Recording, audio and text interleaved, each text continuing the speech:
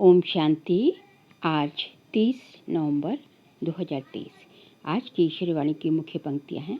मीठे बच्चे, तुम्हें रूहानी पल्ला बन यात्रा करनी और करानी है। तुम्हें रूहानी पल्ला बन यात्रा करनी और करानी है। याद ही तुम्हारी यात्रा है। याद करते रहो तो खुशी का पारा चढ़े। प्रश्न है, निराकारी दुनिया में जाते ही कौन से संस्कार समाप्त हो जाते और कौन से संस्कार रह जाते?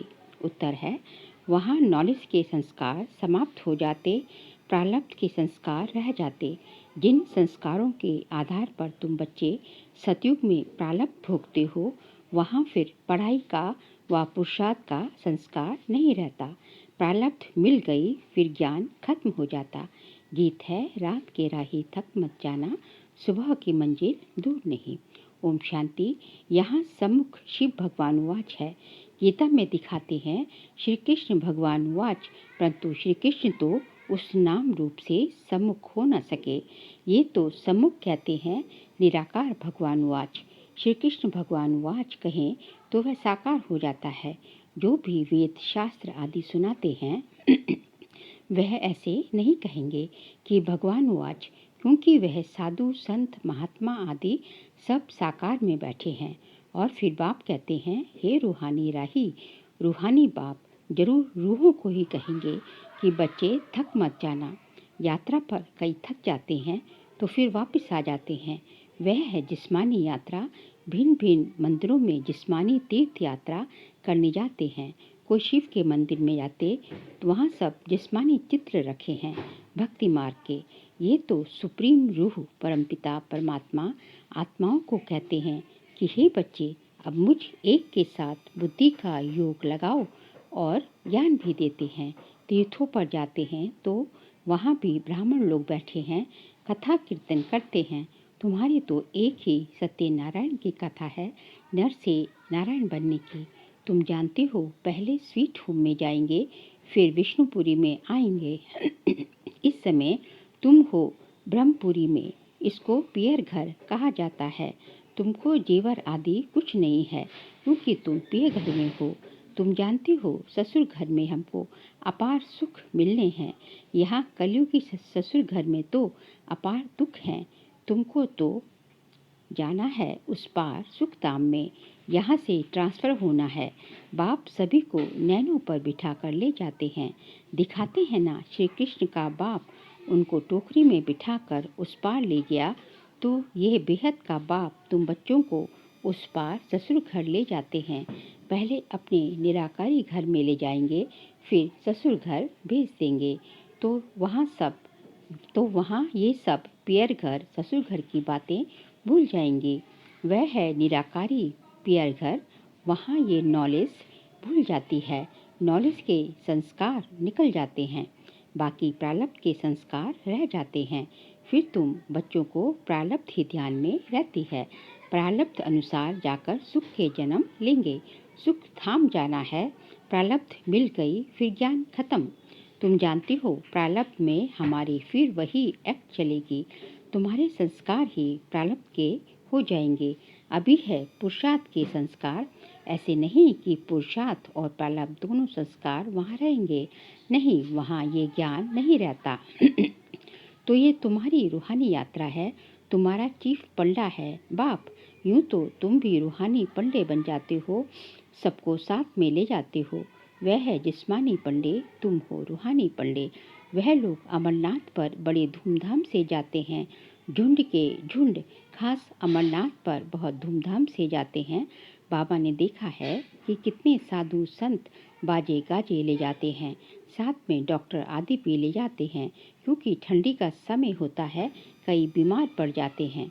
तुम्हारी यात्रा तो बहुत सहज है। बाबा कहते हैं, याद में रहना ही तुम्हारी यात्रा है। याद मुख्य है। बच्चे याद करते रहें तो खुशी का पारा चढ़ा रहे। साथ में औरों को भी यात्रा पर ले जाना है। ये यात्रा एक ही बार होती है। वह जिस्मानी यात्राएं तो भक्ति मार्ग से शुरू होती हैं।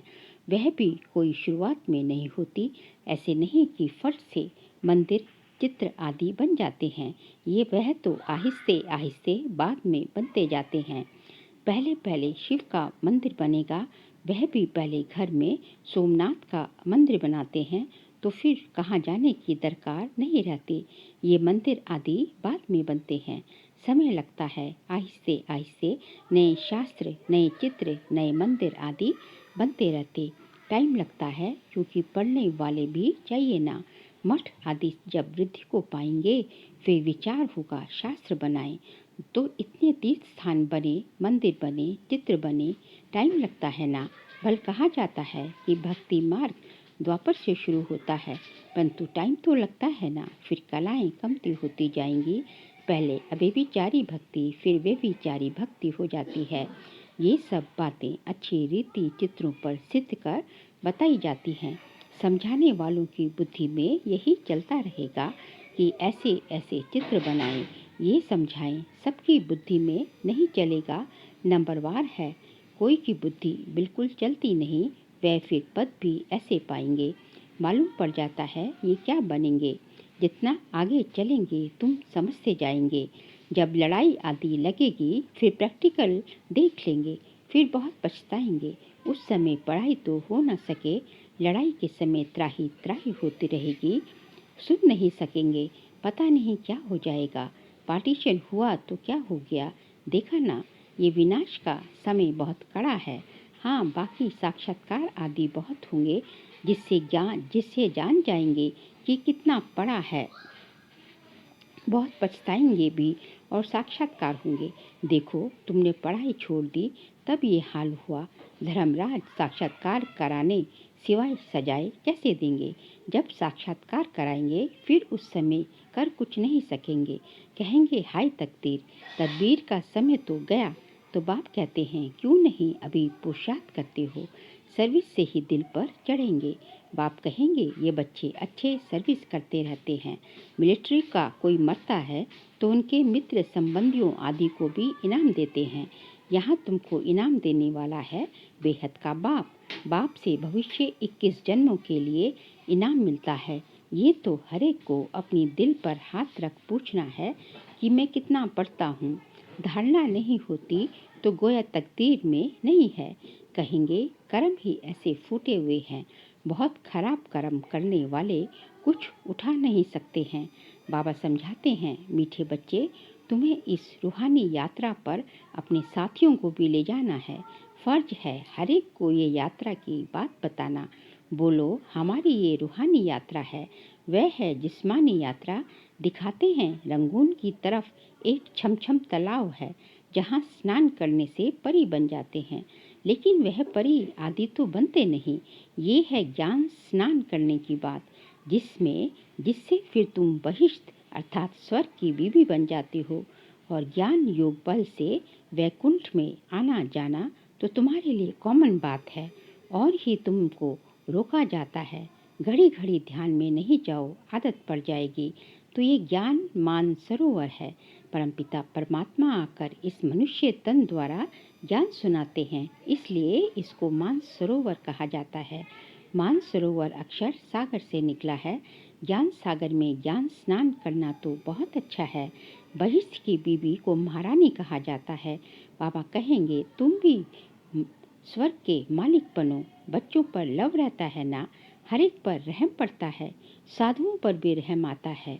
ये तो गीता में भी लिखा हुआ है कि साधुओं का भी उद्धार करते हैं। उद्धार होता है ज्ञान योग से। तुम बच्चों में समझाने की बड़ी फुर्ती चाहिए। बोलो तुम और तो सब जानते हो, लेकिन छाछ जानते हो, बाकी मक्खन खिलाने वाले को तुम जानते ही नहीं। बाप कितनी अच्छी रीति समझाते हैं। मक्खन खिलाने वाला कौन है? मक्खन खिलाने वाला मतलब ज्ञान कौन सिखाता है? भगवान परमपिता परमात्मा शिव सिखाते हैं। परंतु किसकी बुद्धि में भी बैठे ना। बाप को जानने से मनुष्य हीरे जैसा बनते हैं, ना जानने से मनुष्य कौड़ी मिसल बिल्कुल पतित हैं। बाप को जानने से ही पावन बनते हैं। पतित दुनिया में कोई पावन हो ना सके। तो जो महारथी बच्चे हैं वह अच्छी रीति समझा सकेंगे। कितने ढेर ब्रह्म कुमार कुमारियां हैं। प्रजापिता ब्रह्मा नाम भी मशहूर है। प्रजापिता ब्रह्मा के ये है मुख वंशावली। ब्रह्मा को ही 100 भुजा 1000 भुजा दिखाते हैं। ये भी समझाया जाता है इतनी भुजाएं तो हो नहीं सकती। बाकी ब्रह्मा तो बहुत बचड़े वाला है। ब्रह्मा फिर किसका बच्चा? इनका तो बाप है ना। ब्रह्मा है शिव बाबा का बच्चा। इनका और कौन बाप हो सकता? मनुष्य तो कोई हो नहीं सकता। ब्रह्मा विष्णु शंकर गाए जाते हैं ना सूक्ष्म वतन के। वह तो यहाँ आ न सके। प्रजापिता ब्रह्मा तो जरूर यहाँ होगा ना। सूक्ष्म वतन में तो प्रजा नहीं रचेंगे, तो परमपिता परमात्मा आकर इस ब्रह्मा मुख द्वारा शक्ति सेना रचते हैं। पहले पहले परिचय देना है, हम ब्रह्मा मुख वंशावली हैं। तुम भी ब्रह्मा के बच्चे हो ना। प्रजापिता ब्रह्मा है सबका पिता। फिर उनसे और बिरादरियां निकलती हैं, नाम बदलते जाते हैं। अब तुम ब्राह्मण हो। प्रैक्टिकल में देखो प्रजापिता ब्रह्मा की कितनी औलाद है। जरूर औलाद को वर्षा मिलता होगा।